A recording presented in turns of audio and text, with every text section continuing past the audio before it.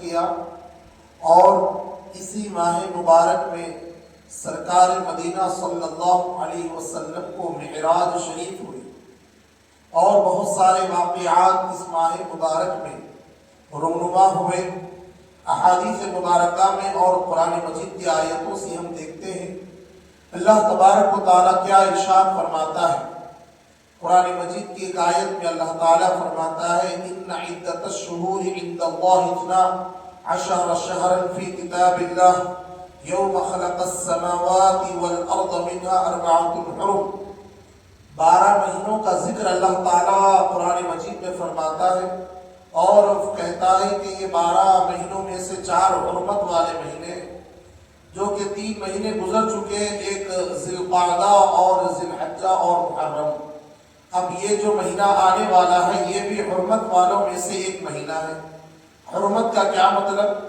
حرمت کا مطلب یہ ہے کہ اس ماہ مبارک میں جنگ و جدال کرنا، لڑائی جھگڑا کرنا یہ پہلے سے بھی رسم چلی آ رہی تھی۔ ماہ رجب المرجب کا چاند دیکھ کر لوگ اپنے جھگڑے وغیرہ ختم کر دیتے تھے، مگر سرکار دو عالم صلی اللہ علیہ وآلہ وسلم نے اب جو رجب المرجب کی فضیلت بیان فرمائی ہے ہمیں اس کے تابع رہنا ہے۔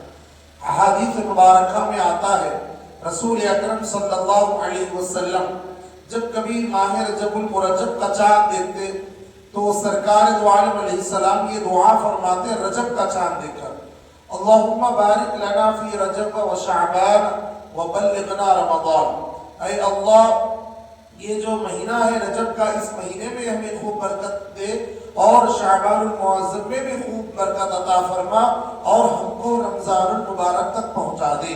یعنی رمضان تک پہنچنے کی دعا سرکار دو عالم علیہ السلام رجب المرجب سے ہی شروع فرما دیتے تھے۔ اس سے آنے والے 2 مہینے بعد رمضان کی بھی فضیلت بیان ہوتی ہے، معلوم ہوتی ہے، اور ان 2 مہینوں کے بارے میں بھی معلوم ہوتے ہیں کہ یہ 2 مہینے برکت والے ہیں۔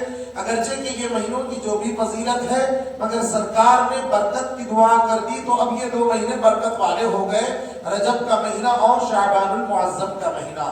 معزز بزرگوں اور ایک حدیث پاک میں سرکار مدینہ علیہ السلام ارشاد فرماتے ہیں، آپ فرماتے ہیں کہ رجب شہر اللہ، یہ رجب جو ہے یہ اللہ کا مہینہ ہے، وہ شعبان شہری اور شعبان المعظم جو ہے وہ میرا مہینہ ہے، وہ رمضان شہر امتی اور رمضان کا مہینہ میری امت کا مہینہ ہے۔ جب بھی آپ ذکر فرماتے رجب کے ساتھ تو ساتھ ہی ساتھ شعبان اور رمضان المبارک کا آپ ذکر فرماتے۔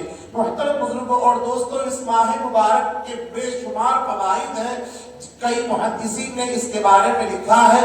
الغرض اس ماہ مبارک میں روزے رکھنے کی بھی بڑی فضیلت ہے، 1 روزے 2 روزے یہاں تک کہ 20-22 روزوں کی الگ الگ فضیلت آئی ہے۔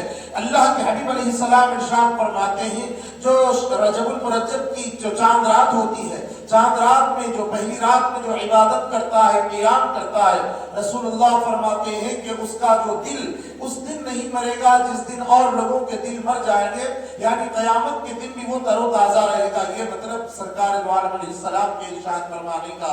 محترم بزرگوں اور دوستوں رجب المرجب کا مہینہ بے شمار فضیلتوں کا حامل ہے، ہمیں چاہیے کہ اس ماہ مبارک کو نیکیوں میں گزارے، ہو سکے تو ہم کچھ اس میں روزے رکھیں، صدقہ خیرات کریں اور اللہ تعالیٰ کی طرف رجوع ہو جائیں اور رمضان المبارک کے آنے سے پہلے ہم